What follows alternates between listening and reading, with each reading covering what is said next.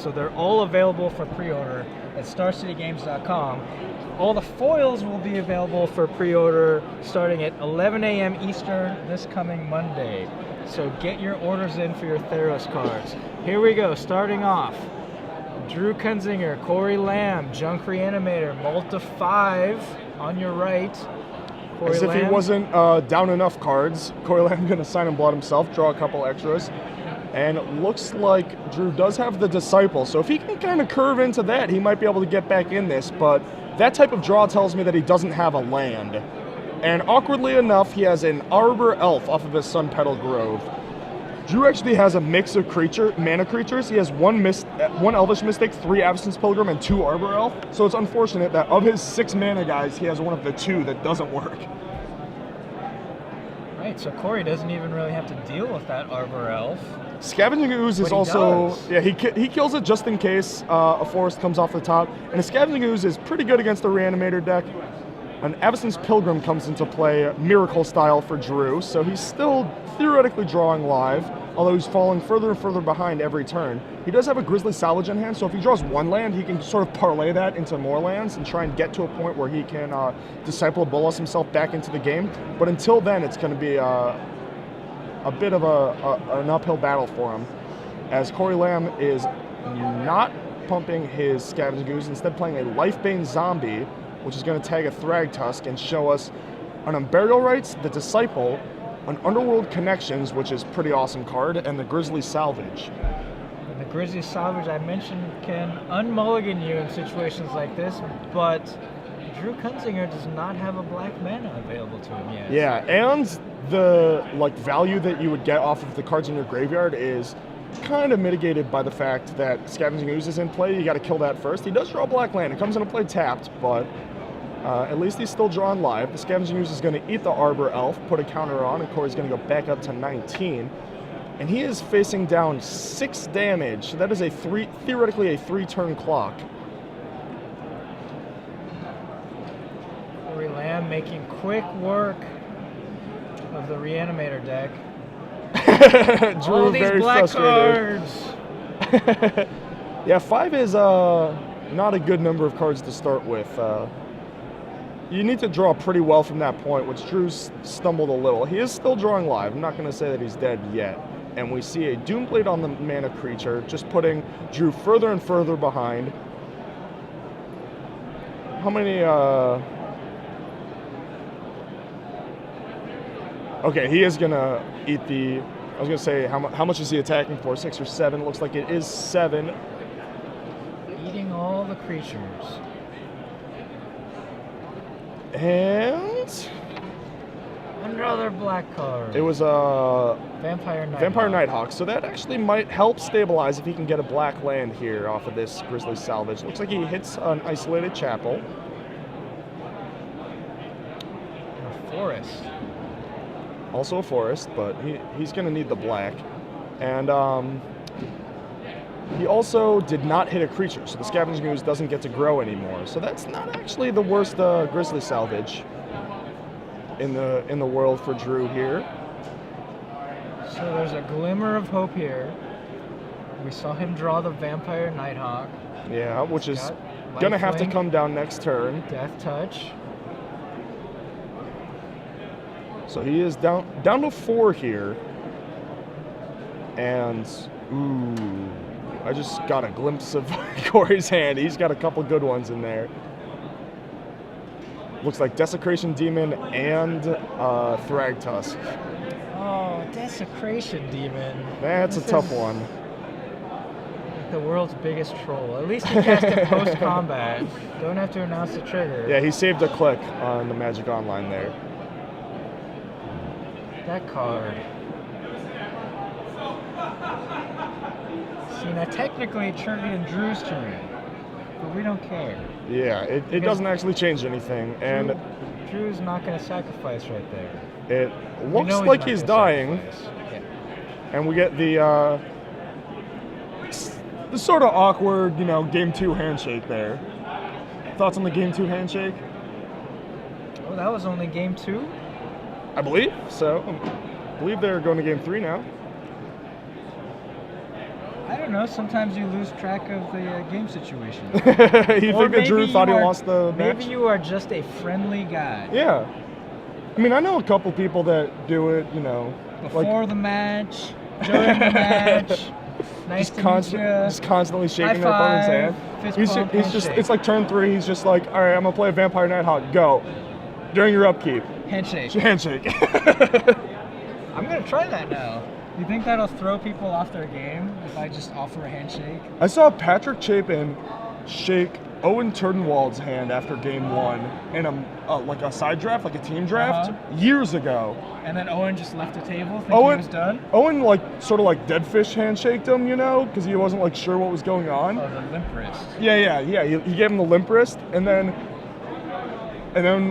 afterward, a minute later, he's just like, "Why did you shake my hand?" Wait a minute. Patrick's just like, "I don't know, man. Just see if I could, get in your head a little, see what's going on." And I guess he did get in his head because Owen was genuinely confused. Good to know. All right, I'm gonna try that.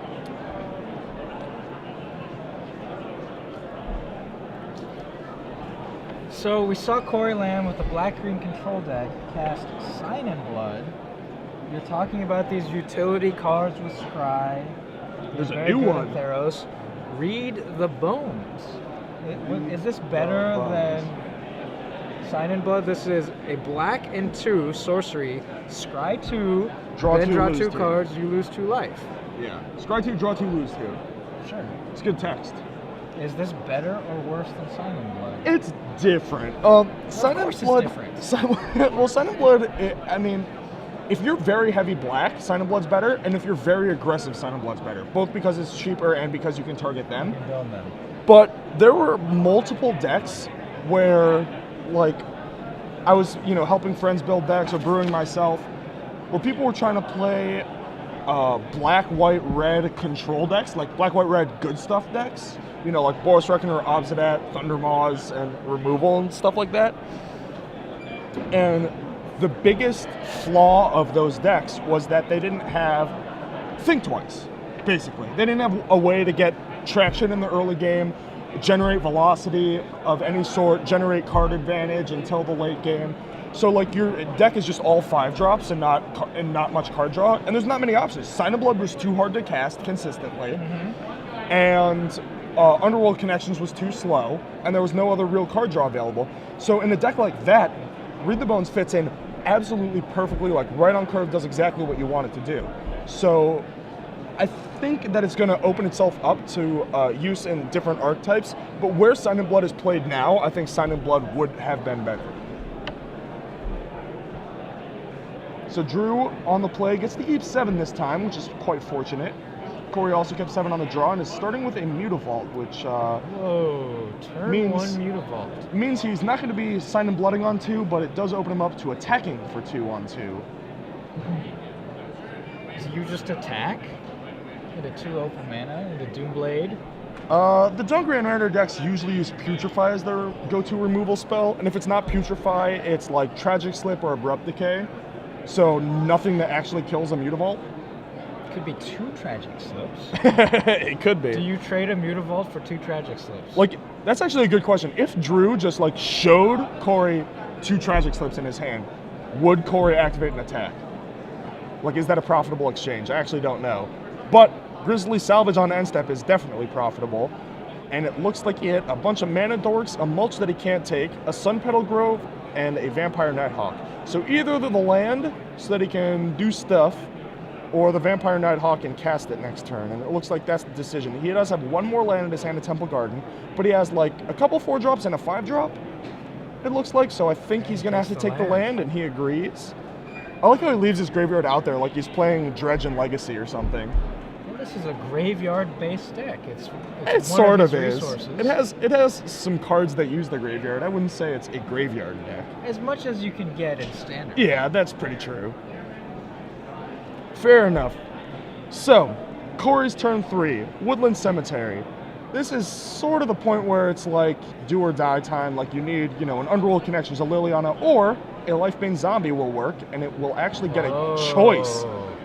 A choice between a Thrag Tusk and an Angel of Serenity, and the rest of Drew's hand appears to be the Sun Petal Grove we just saw, another Temple Garden, so he did have another, or he drew the land on the in-between turn, a Disciple of Bolas, and an Unburial Rites. Now, the fortunate thing for Cory is that Lifebane Zombie does exile the creature, so he's not turning on that Unburial Rites. What do you think about, what do you take here, if you're Cory? A lot of it depends on what his hand is. Just in general, I feel like Angel of Serenity is the bigger threat. I would agree. Exiling an angel is like pretty important if you ever get a chance to, just so that they don't get, the Unburial Rites shenanigans going. There is the threat of Thragtusk into Disciple, which is pretty hard to beat if you don't have, double removal spell or what have you. Yeah. But I think that is more likely than... He takes the Thragtusk. He does take the Thragtusk. So he is more scared of the Thragtusk into Disciple sequence than he is of any later potential Angel of Serenity shenanigans. It's possible he has, Scavenging Ooze or something in his hand where he just doesn't want the Disciple sequence running him down, whereas the Angel Loop doesn't scare him as much. Or maybe he just thinks that is going to generate more of an advantage over the course of the way that this game is going to play out. Could have another Lifebane Zombie as well. Yes, also an option. Although, if he did, I don't think he would have thought for that amount of time. If I were Drew trying to get a read off of him, I would say, with some degree of certainty that he didn't have another Lifebane, but it was definitely possible. Looks like he does not because he's choosing to attack with a Mutavault. With only the one mystery draw step, Cory Lamb gets in there with the Mutavault. Nothing to fear. No play on 4 is actually kind of a big deal. The deck has a decent number of 4-drops with... So, Drew right there had the Restoration Angel, did not block the Mutavault. That is interesting. Possibility there is what? Playing around a Tragic Slip? Yeah, because he's gonna try and Disciple away the Restoration Angel, so he doesn't want his Resto getting slipped. That makes sense. The profit you get from Discipling for 3 here is so much greater than the profit you get off of killing a Mutavault that I like Drew's play a lot here. The Black Sphinx's Revelation, Disciple of Bolas. Alright, gain 3 life, draw 3 cards for the price of an angel. What's also awesome with Disciple being in play is that it threatens to trade with either of Cory's creatures, and if Cory doesn't offer up a trade that's profitable for Drew, then he can just Unburial Rites the Restoration Angel and draw 3 more. Okay. Cory Lamb, Lifebane Zombie on the field. Liliana Edict Disciple. Kind of priced into that, especially knowing the Unburial Rites in Drew's hand. Looks like Mutavault's going to get frisky again, knock Drew back down to 11 here. And passing the turn tapped out, where Drew's got a fistful of cards and a nice, a decently juicy graveyard as well. Draws Putrefy for the turn, that ugly promo. I don't like that promo. Which one is that? The full art. Oh, I think it was a FNM. Was it an FNM promo or was it one of the old DCI promos? This was the program where they just sent you cards. Yeah, the DCI playing. promos. Yeah. It was one of the last ones too, right? When before they stopped that program. Wow, that is interesting. He Unburial Rites the Vampire Nighthawk. It cannot be Doombladed and it stonewalls the Mutavault, but still kills the Liliana on the next turn. So I guess that actually works out pretty favorably, like from a tactical position. Even though, on the surface, Restoration Angel would be a larger creature. And with the Unburial Rites in the graveyard, Cory is unable to +1 the Liliana because he knows that there's an Angel of Serenity in his hand, yep. Putrefy Nighthawk so that he can get in with Mutavault, looks like. Wow, he did plus it. So Drew evaluates his mana situation. And he tapped his green so that he couldn't have Scavenging Ooze and then plus Liliana. Drew's just like rubbing his hands together like Mr. Burns, Excellent. Hit for 5 down to 6. But here comes Mama, I feel like. Here we go. Drew Kuenzinger untaps with exactly the type of situation he wants with this deck. Unburial Rites targeting Angel of Serenity.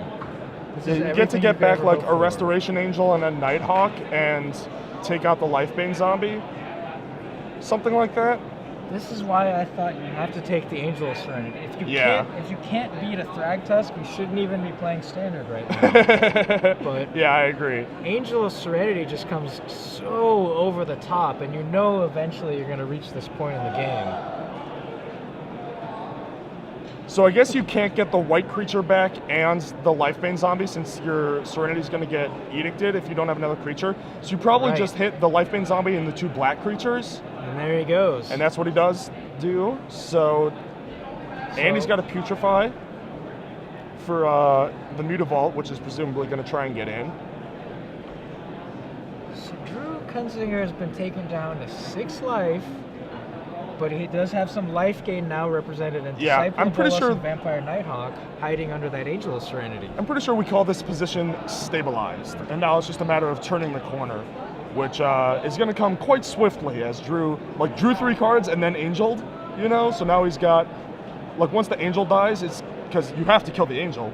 Yeah, So once the Cory Angel is dies- forced to -2 his Liliana. Yeah, now Drew's hand is just full of gas. He can recast the Lifebane zombie, but Drew has set it up so that it's going to whiff. It's going to look at a Putrefy, the Disciple and Nighthawk we know about, an Unburial Rites, and something else that Drew chose to put off camera because he hates us. He was so kind earlier, I showing know. us his hand. Yeah, and laying out his graveyard so we can see everything. Okay, There here we go. Thank you. Oh, it's a Shadowborn Demon. Jeez. Another black card. Disciple, Nighthawk, Unburial, Putrefy, Shadowborn. That's a nice hand. And the Angel in the yard just waiting for that Unburial Rites. Yeah, gets to cast Unburial Rites 2 more times here. Watching this Potentially. game makes me miss playing Junk Reanimator. Just look at all the awesome stuff he's doing. Yeah, and he started off with. No, he didn't start off Mana Screw. That was game 2. Yeah, no, this game he just Yeah, on serve, he Grizzly salvaged on turn 2 into awesome. but then he didn't have anything on 3, needed to peel something on 4 and got Lifebane zombied, but then, he reached turn 5 with Restoration Angel Disciple. yeah, he reached turn 5 alive, and so he was able to just construct an absurd combination of cards to generate a huge advantage in a short amount of time. And now it's just a matter of making sure that you don't randomly die and being able to kill Cory in the most effective manner possible.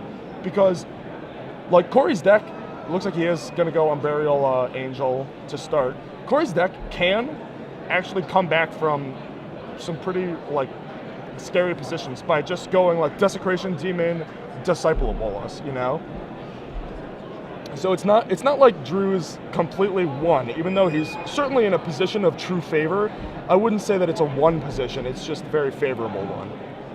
And last turn, Cory Lamb, after casting the Lifebane zombie, attacked with the Mutavault into the Putrefy that he knew was there, so he just wanted to trade those resources off at that point. Well, his out is something like Desecration Demon into something else into Disciple, or Thragtusk into Disciple, something like that.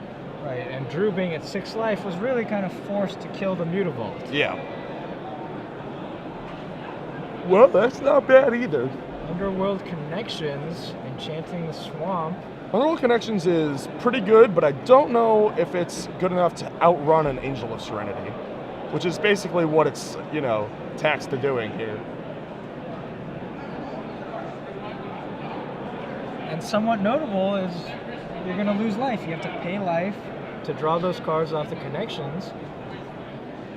Yeah, And it basically takes a turn off of the clock, but it's definitely worth it from Cory's perspective. It's just going to be very difficult for him to outrun that Angel, especially with Drew's hand as stacked as it is. Yeah, and at any point here, Drew can just cast a Disciple of Bolas and get himself out of damage range. Yeah.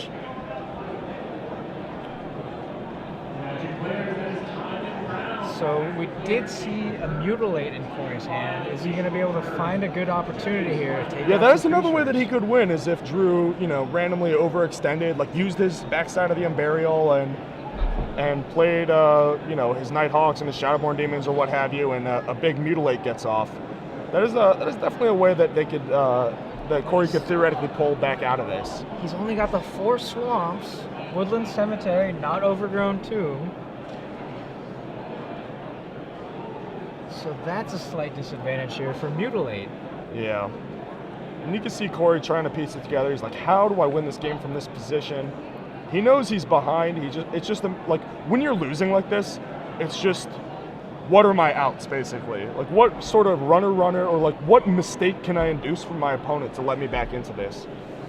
He leads with Liliana, the Edict effect, and that takes out the Nighthawk, turns on the Morbid for the Tragic Slip. That Angel of Serenity is going to fall into the graveyard. Ooh, but does not have enough mana to cast the Lifebane Zombie. Yep, so the Resto gets to come into play and is presumably going to get discipled away here. After taking out Liliana. Yes.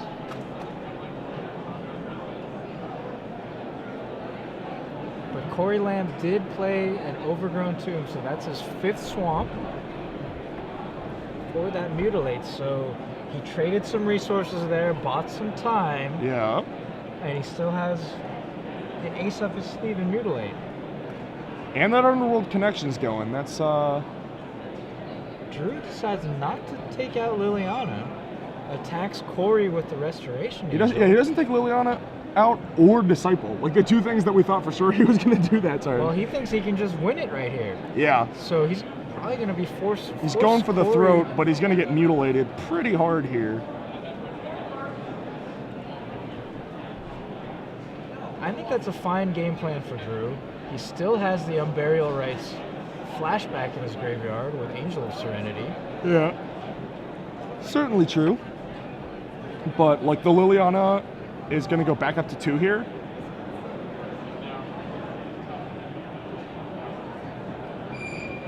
Pointing. You, me, you, me, you, most you, likely me, life you. totals. I'm at 8, you're at 11.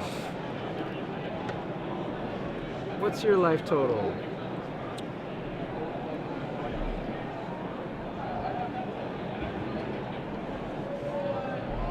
So like the Liliana didn't plus there, which is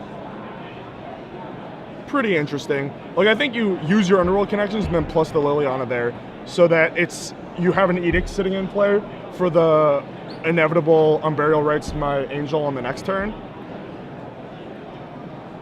Right, although Drew most likely has a bunch of extra creatures in hand. Yeah, but like you need fodder. the Edict as an additional removal spell so that you can go like Edict Slip or whatever. Like you're obviously not going to kill the Angel with the Edict, but you're not going to kill the Angel with a Slip either if you don't also have the Edict. And there we go. Elvish Mystic, Unburial Rites, Angel of Serenity, getting back Restoration Angel, Vampire Nighthawk. And something else sweet. Another Disciple, I think, maybe? I think both Disciples are in his hand. Maybe another Nighthawk, I'm not sure. A lot of cards. A lot of creature cards Yeah. hidden under the Angel of Serenity. Value is what's under that Angel of Serenity. So Cory going to his turn. He's going to have to find some combination of cards to get out from under this. I guess it's not an Angel loop, but the Angel's definitely burying him here. And so he's got to find a way to outrun it. You know, the Connections is helping for sure. It's helping him stay in the game, but it's not going to win him the game. He's going to need a Disciple or some type of powerful sequence to be able to win from here. I'll tell you what the sequence is for Cory Lamb to win this game. What's that? Get in his DeLorean, go 88 miles per hour back to turn 3, and exile that Angel of instead of the Serenity. Thragtusk, yeah. He's used so many resources fighting not just the Angel, but the cards that Drew keeps getting back with it. Yeah. And Cory himself has been getting back the Lifebane Zombie, but Drew's been sequencing it so that most of the time it's It just missing. misses, yeah.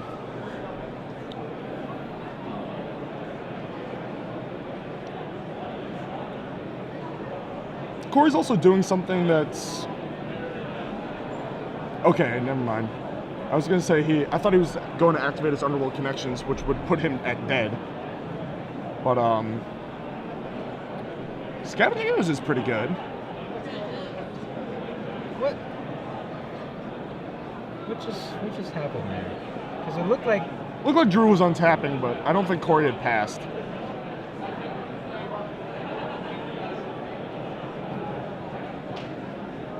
So it's possible they're discussing here with the spotter what happened. Yeah, what phase of the game we're in. It looks like Drew started to take his turn, untapped, drew his card, which he seems to be indicating was that forest. Yeah. And Cory Lamb saying, hang on. Well, we know for a fact it's the forest because he just got Lifebane zombied. But, yeah, it's kind of an awkward position. Drew thought it was his turn. Cory hadn't passed yet. Scavenging Ooze is a nice one for this spot, though. That's one way that you can, get rid of that Angel of Serenity. Needed it a few turns ago before yeah, it is, all of the unburial rites. It is a little late. Well, for a bunch of these turns, it was like a little awkward because he wasn't activating his Underworld Connections on his turn and then activating it on the opponent's turn. Yeah, the Liliana was also weird. Cutting back to the booth. Hi, guys. There's a judge ruling being appealed right now, so... We'll find out what We'll find out what's going on in a second. But yeah, you're obviously drawing to something like a Scavenging Ooze there, right? Like that's like your only way to really get back in the game. Yeah. So stands to reason that you would want to draw your card first for if not for that reason, also just like maximum information available before you make your decisions, right? On this last turn, it makes sense because the one life represented the difference between lethal and not. Sure. Like, he's at 6, facing down 5 flying. So that makes sense. But on these other turns, like, he could have started his turn by activating Underworld Connections and then made more informed decisions and had the additional draws to Scavenging Ooze with, when he had mana available. Mm-hmm. Just like a small sequencing thing that could have been improved there, I think. And... Right. Always draw your cards first so you know what you're dealing with, so you have full information. Exactly. The maximum information before you make your decisions. And so now he's got this Scavenging Ooze. He's still facing down this Angel, but he can't, he's also tapped out or like close to it, so he can't like kill the Angel and Scavenging Ooze the thing because he doesn't have enough mana. And the Scavenging Ooze is presumably going to get Desecration Demon, or not Desecration Demon. What's the other demon? Shadowborn Demon. Right, we've seen that in Drew's hand. Yeah, so he's gonna go like Shadowborn Demon, your Scavenging Ooze, and then Disciple it, and then the game's just completely out of reach. Or maybe even not even Disciple it. Just who knows? Just leave a 5/6 in play. Drew's got a lot of cards in his hand. Yeah, it's a gonna lot be of gas. It's gonna be pretty hard to win from this point. Looks like the rule or the thing in question was that Drew thought the Cory had passed. Cory didn't believe that he had passed, so figuring that out, talking to some judges. How different is this game if Cory Lamb chooses to exile the Angel of Serenity on turn 3 with Lifebane Zombie? It's weird because I was gonna say like there's the Thragtusk sequence, like Thragtusk into Disciple, but the Disciple got value anyway. Yeah. Because it's only because he randomly peeled the resto, but he drew Restoration Angel so that his Disciple was for 3 instead of 5 if he had done the Thragtusk sequence. But it was would have been 2 turns. Yeah, it would have been 2 turns later for 2 more, theoretically, if everything played out exactly the same. But with that Restoration Angel draw, it's like your Disciple's not that great, or your Disciple's really good anyway, whereas Cory's plan was sort of to blank the Disciple, at least for a while, which obviously didn't work out because he drew Restoration Angel immediately. So it's hard to tell. He's trying to blank the Disciple. He does exactly that, but then gets peeled on. Whereas if he does it the other way, and instead of Restoration Angel, he takes Angel of Serenity, say, Instead of Restoration Angel, he draws... What's a card that punishes the other side of it? Punishes for leaving the Thragtusk? Yeah, punishes... I mean, Restoration Angel. If you go Thragtusk, Restoration Angel. Yeah, you draw Resto anyway, and then the Thragtusk gets... But again, it would have been 2 turns later.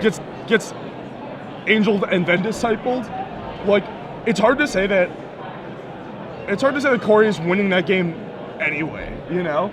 So if he's not winning that game anyway, you might as well take the card that gives you the best chance to win, which might actually have been the Thragtusk to blank the Disciple to try and get him dead before he gets to the point where he's looping Angels. I'm not saying necessarily it's right, but like that could have been his thinking, and that follows. You know, that makes sense. The fact that he peeled Resto on the next turn, like he immediately peeled Restoration Angel, makes it look so bad, because then he just curves into Disciple anyway, and then has the Angel of Serenity for when he needs it.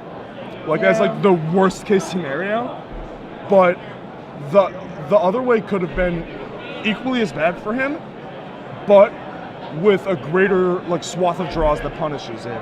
Because like at that point, even like a Grizzly Salvage or something is like pretty bad.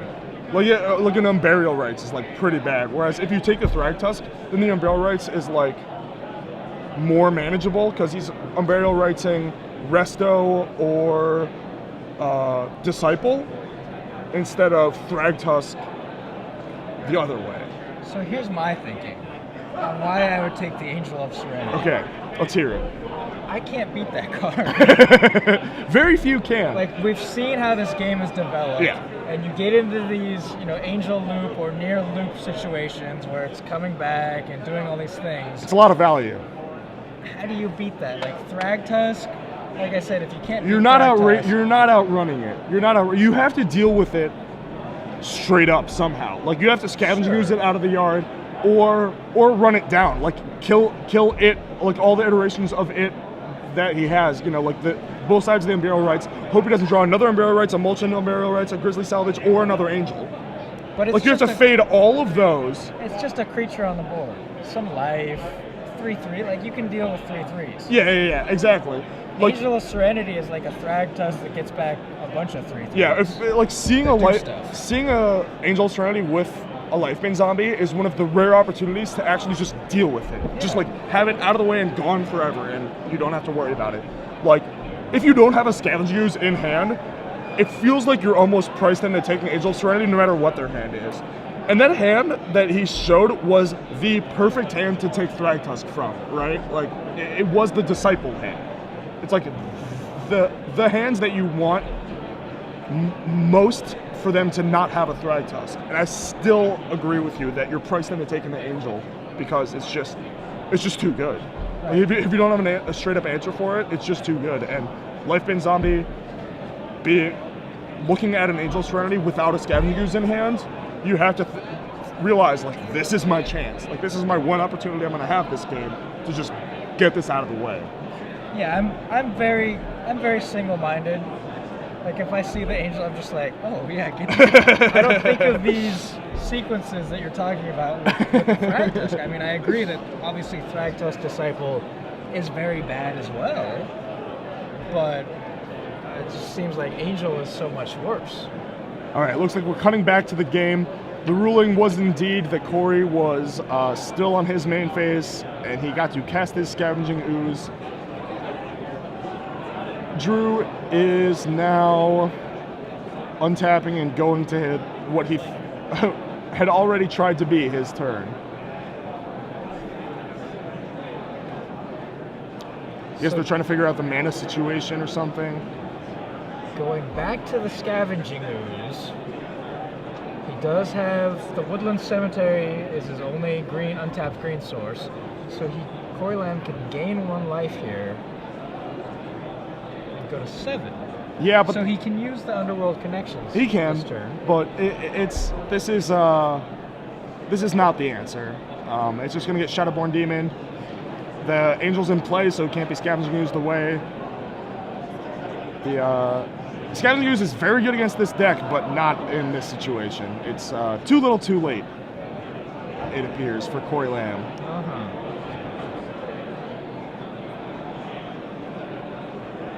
But Cory has gotten all of the unburial rights that we've seen so far. Yes, that is true. He's run down all the unburial rights, but If he gets a mutilate, if he draws a mutilate at this point, I mean, Drew still has 3 creatures under his angel and 2 disciples in hand. It's going to be pretty hard to run that down, even with an Underworld Connections. so having Underworld Connections is not enough.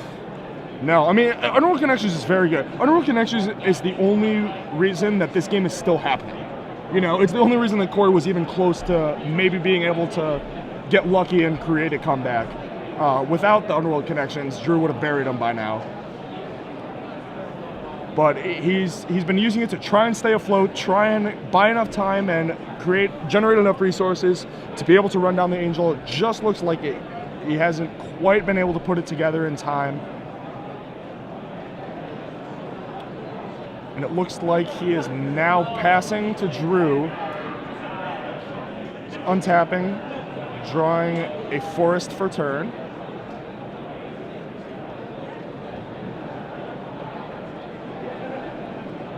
So now, Here main comes- phase 1, Demon. Here comes Yeah? Demon, yep. Necrotal, your guy. Do the kids still call it Necrotal, or have Yeah. we just moved on? No, it's still Necrotal. Activate Scavenging Ooze, gain some life. I saw somebody when the Moto Cube was happening. Somebody like faceless butchered something else, and my friend called it.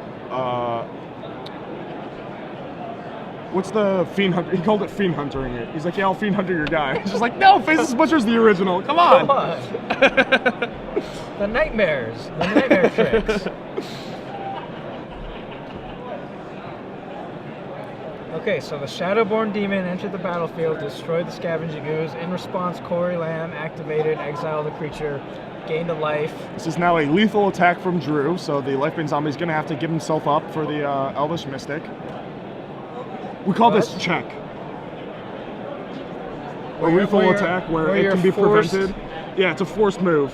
Where you're forced to trade your Lifebane Zombie for a Mystic? Yeah. Well, no, Oh. he didn't. What, he didn't? So he's declining, he's going to decline to He use his chooses Underworld that, he Connection. decides that the Lifebane Zombie in play is more important than the card off of Underworld Connections. And now Drew plays a Disciple of Bolas, sacrificing the Shadowborn Demon so he doesn't have to deal with that trigger.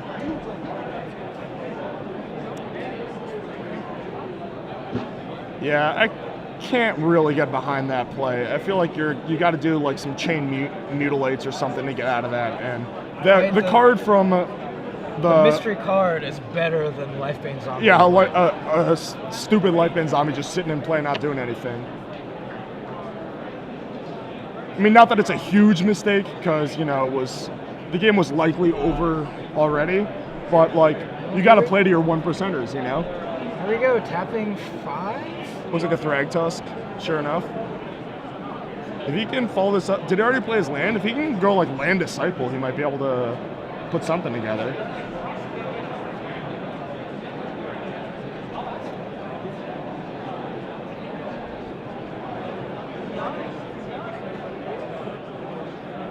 So that was it. That was All right, time just was called on the Thrag Tusk. match. Drew Kuenzinger They don't have an untaps extension with for the turn 1. judge ruling? Maybe we've already used it all up. I think they got a little more time. Looks like an Angel attack. Threaten to put Cory to 1. Sure enough, goes through.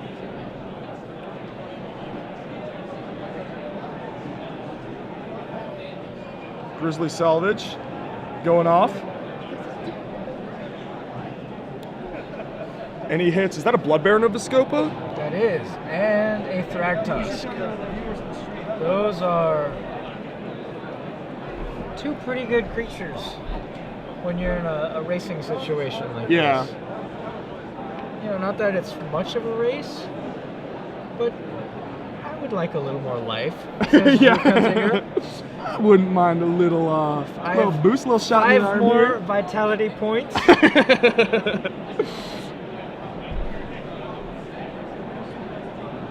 I mean, back in my day, we call them hit points. Yeah, HP. Did you also call it fainting when you lost? No, Ricky Hayashi has fainted. no, you're just dead. Oh, okay. We're R-rated. Oh, yes. This is a 13 and up game, you know.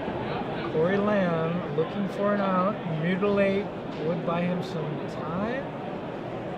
Disciple of Bolas will also buy him some Disciple's time. not the worst. Gain 5, draw 5. Depending on what the time situation is, Cory might actually be able to force a draw here if he gains enough life. I believe we're on turn 2 of 5. Can we get that confirmed that this is turn 2? That seems to be what the die is representing. Kind of funny because Cory already has a draw in this tournament. So he'll be going to 6-0-2 if he does manage to get a draw.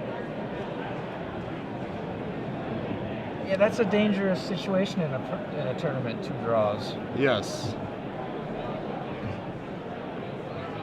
The same as a loss, some might say, the second draw. There is the Mutilate. So he might actually be able to force a draw here.